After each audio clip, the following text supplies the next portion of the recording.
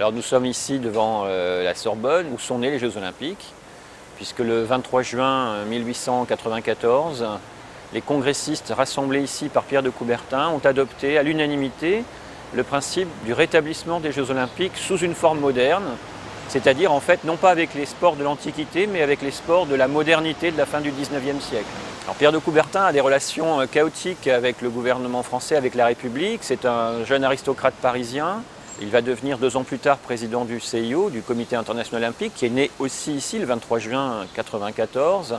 Mais voilà, il est considéré comme un adversaire de la République, un monarchiste, en tout cas pour d'autres, un républicain rallié mais pas très sincère. Et puis pour 1900 à Paris, il n'a pas du tout la main en fait.